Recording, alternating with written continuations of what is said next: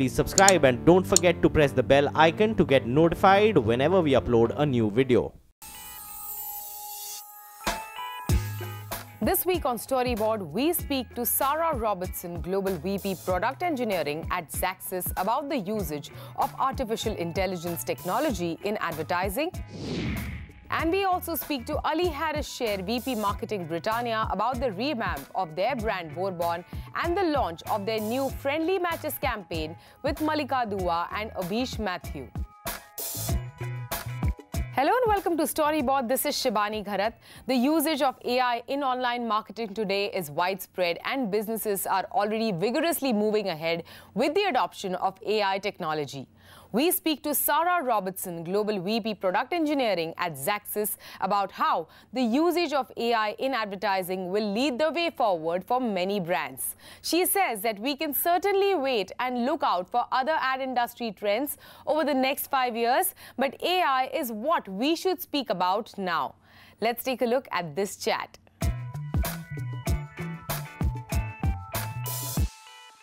Hello, Sarah, and thank you for talking to us.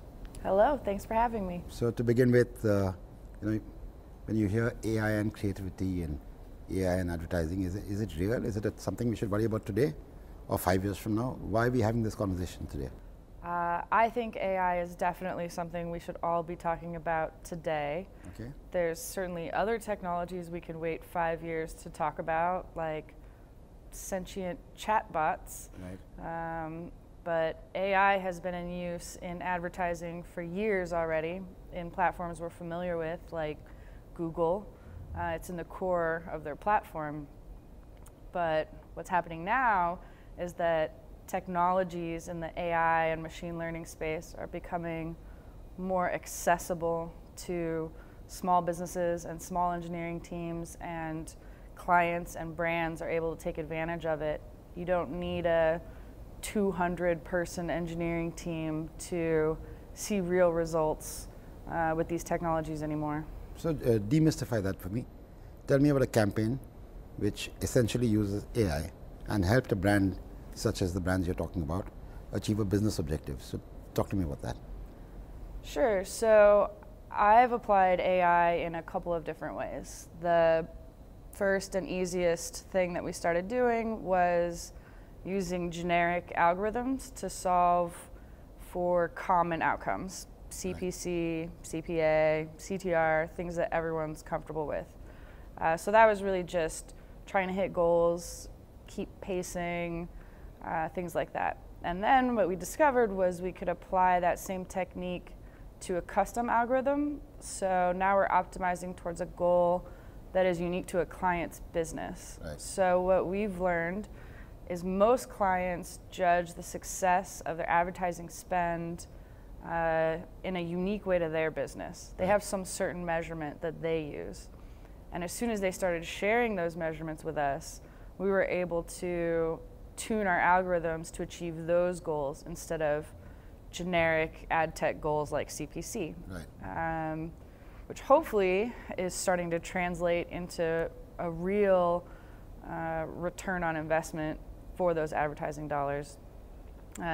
So an example of a standard outcome being achieved is we had a client who had a CPA goal and they also had a viewability requirement. So we used a combination of an algorithm for CPA, an algorithm for viewability, cut their CPA spend in half and increase their viewability by 20%. Right. So that was a simple one. Yep. An example of a custom algorithm achieving a business outcome. I have one that went live a couple of weeks ago where the client had So which is the client? Which is the client? Can you talk about the client? It's a large automotive client. Right. So they're trying to drive consumers to test drives and to build a car online and to come into the showroom, things like that. So they had a lot of different touch points with a customer. Customer could interact with them in, let's say, 10 different ways. Right. And each of those is considered a conversion, but certain conversions were more likely to lead to a sale than other ones. Right. So what we started doing was, instead of just optimizing towards conversions generally, we weighted which ones were more valuable and started trying to push towards the valuable ones and understanding the funnel through that process, which is really fun. There's a lot of math involved, and there's a lot of data that feeds that whole process. So how do you measure this outcome now? Now you've created this for this auto company. How do you measure? Because obviously now when you go so granular into the process, the ability to measure also improves. So how do you measure the outcome? Absolutely. So they were all, thankfully, I was lucky, they were already measuring this outcome internally with a series of spreadsheets that tallied up a score that was the score of their advertising campaign health. So what they saw was once we launched our custom algorithm, that score went higher than it ever had before. That was a unique case where we had a really savvy client, but my hope is that more businesses are going to start thinking about measuring the health of their ad spend in a similar way. Like, how can you quantify what impact it's having on your business?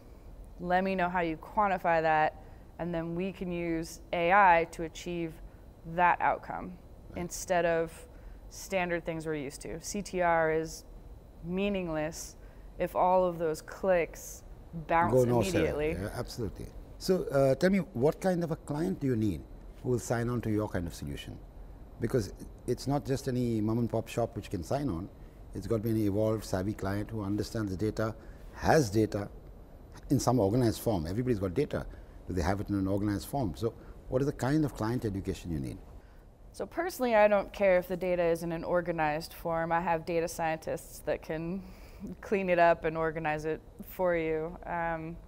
But you're right, we're still in the emerging phases of this technology being applied. So a larger, savvier client with loftier goals is a better candidate for an experimental solution like this. But my hope is that as I get more and more examples of how this works for big clients, we'll start to be able to apply it to smaller budgets as well. I got this question earlier today, and my answer was, for a small client, start with the standard outcomes. So optimize towards viewability, CPC, CTR, and over time, that advertiser will start to learn which of those metrics is really valuable to them, and then we can graduate to a custom algorithm type of solution. When you said this is still in an experimental phase, it goes back to my first question. Should we worry about it today, or should we talk about this 5 years from now? When I say experimental, I mean that it hasn't become cookie cutter yet. Right. Like, this is still cutting edge, but I don't think it's going to be cutting edge for long. So I think that the advertisers who are willing to educate themselves as to what's available and take advantage of it are going to have a competitive advantage over others who are going to wait 5 years.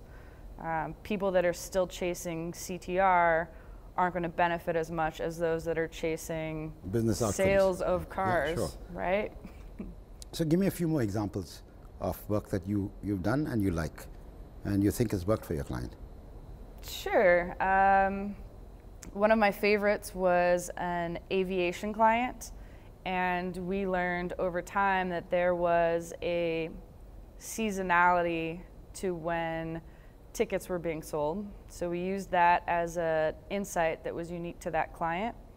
But then we started to discover that combinations of device, browser, time of day, location tended to lead towards a conversion better. So for example, if you're shopping for airfare, you might browse it on your phone first to find what you want to buy, but you'll end up doing the checkout later on a different device where you could feel comfortable putting in credit card information. Sure. So that type of insight let us describe the funnel of the touch points with a customer and then optimize towards getting them to that endpoint. So it's really unique. Every business is special, and what we need to start doing is designing strategies that are unique to a business and not strategies that are generic to an industry. So that suggests automatically you're going to be kind of thick on the ground, as a team in your sales efforts and so on. So how do you, that's contrary to what most people are saying, have fewer number of people and better people. But what you suggest, if it's tailor-made solutions as opposed to custom solutions. So I think that if you want a generic solution that doesn't have a human service element, then you can use any of the big platforms, and you can use a self-serve, point and click, run your budget and call it a day, which will be fine for the majority of people. Right. But I think that if you really want to make your ad dollars mean something, you need to think about it in a different way. I don't think that AI is supposed to replace humans. I think that it's supposed to augment and empower them to make more intelligent decisions. So if we automate away the tedious work, we enable people to start thinking more strategically, designing more bespoke solutions. So tell me, if there were 5 categories that you say, they were your dream list of categories that you would like to work for. Tell me which of those 5 categories, where you think you and your company can make the maximum impact on outcomes. I think that businesses who are frustrated with their current advertising spend and don't feel like they understand where the value is would benefit a lot from targeting a different outcome.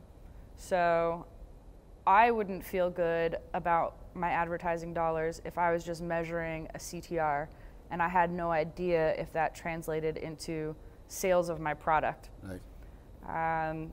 Versus if I started to measure the gap between someone clicking and someone buying. Or not buying. Or not buying, and see that gap get smaller or wider, I would start to feel like my ad dollars were doing something to impact the actual goal of my business. So tell me, do you think you could sell soap or toothpaste better using AI? So brand affinity via AI is definitely a challenge because it's harder to measure the outcome. It's harder to measure the customer's action. And the actions are definitely required for machine learning to improve itself and improve its predictions. I have some experiments in place to solve this via surveys, brand lift studies, things like that. But it's still a challenge because the feedback loop is slow, right? You get a small sample set and you get it a long time after the ad was served.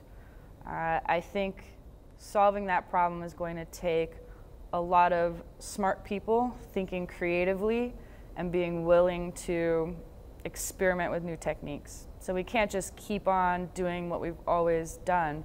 We need to try new things, and I think brands are the most likely to benefit from this in the long run. Right. So you're in India now. What are your objectives of this India trip? So I'm here visiting 2 of the Xaxis offices, and I'm giving a talk called AI 101 to kind of teach people that it's not magic and what the basics are. And I'm also kicking off custom algorithm development out of the markets. So you were talking about how to support an offering like this and whether you need more people. Right now, most of the custom algorithm development is happening from my engineering team based in New York, but that won't scale globally to all of our markets and all of our traders on the ground. What I need to do is start training traders in local markets in how to write basic code and how to understand how to write their own algorithms, taking advantage of systems and platforms that we've built, and getting people comfortable with this concept. I think educating yourself in the subject of AI is the most important thing you can do to be competitive and not get left behind by this incredible emerging technology. Fantastic. Thank you so much. Welcome back. You're watching Storyboard. Britannia recently launched a new campaign for one of their oldest and most loved brands, Bourbon. With an aim to refresh the brand, Britannia Bourbon's latest campaign celebrates the true spirit of lifelong best friends. The brand through this campaign is attempting to redefine itself. The campaign kick-started with a TVC that captured the essence of relationship that best friends share and the emotion that transpires between them. And now they are extending this campaign into a 7-part series on digital. We caught up with Ali Harris Sher, VP Marketing Britannia, about the launch of this new campaign and the need to revamp the brand.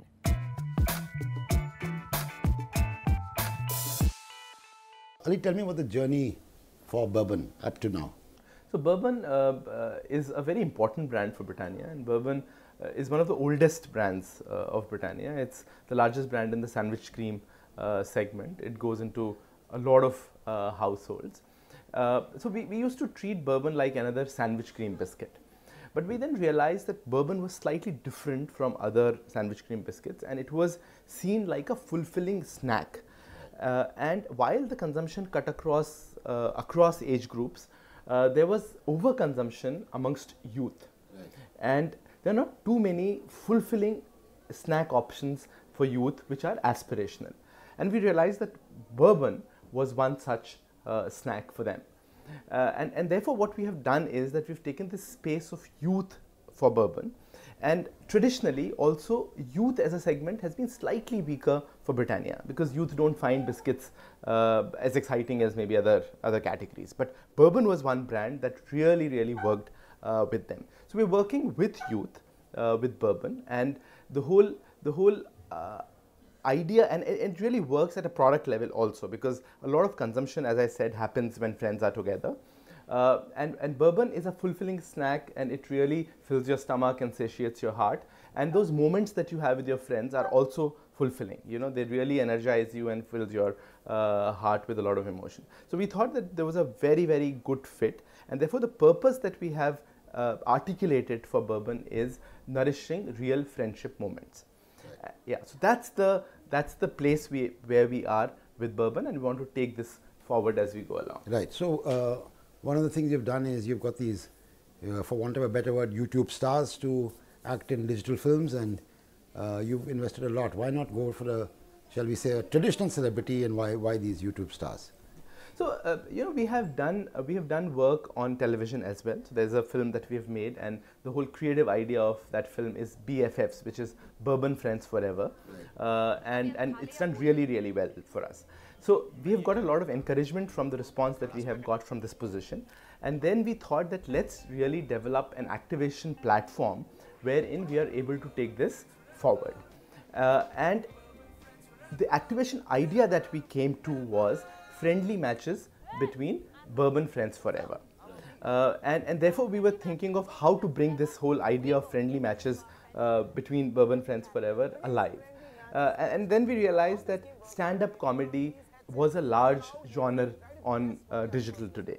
And as I said, because we're positioning bourbon to youth, digital was an obvious choice, because with youth, digital is very popular. Almost 70% of youth are on digital, so penetration is very high, which is similar to youth penetration on TV. But the affinity on digital is much stronger than youth's affinity on TV. So digital was a no-brainer, and if we had to target youth, digital was the obvious choice. And a lot of, like I was saying, that stand-up comedy is a very interesting genre. It's, I think, in the first top five genres that youth today watch. And then we went into looking at who are the artists who are popular, and we realized that Abhish Mathew and Malika Dua both were very strong. They had very strong following, and they had very different following. They had very diverse following. And also in real life, they are very good friends. Right. So we thought it was just the perfect setup to take this activation idea onto. Right. So what happens next now? Now with the repositioning that you've done, or sharpening of positioning, yeah, for want of a better word, what next for bourbon? So one is that this whole activation idea, which is Bourbon Friends Forever and friendly matches, and we want to build this as an ongoing series with multiple friends.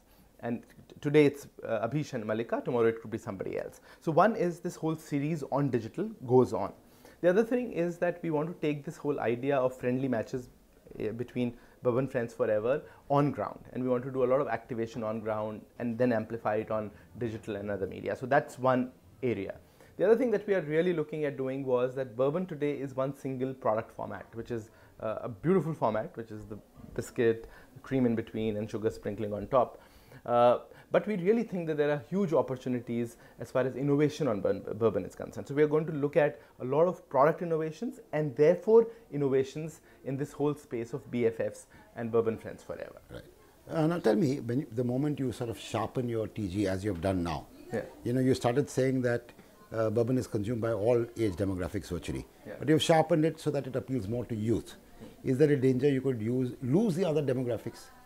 No, so we've taken great care of that, Anand, and what we realize is that we don't have a danger of the younger audience at all, because kids, tweens, teens, they all look up to youth, and youth today are aspirational for these younger audiences. So the content that you create, of course, we are a family brand and we take care of the boundaries in which we need to stay, but all the content that we create really appeals even to the younger audiences.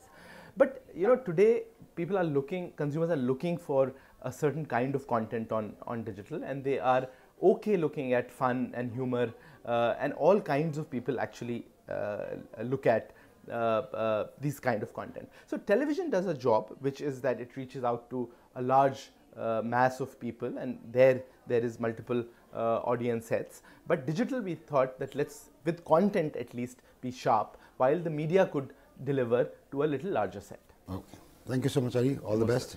And talk to you a few months from now. Sure. Thank you. Thank you.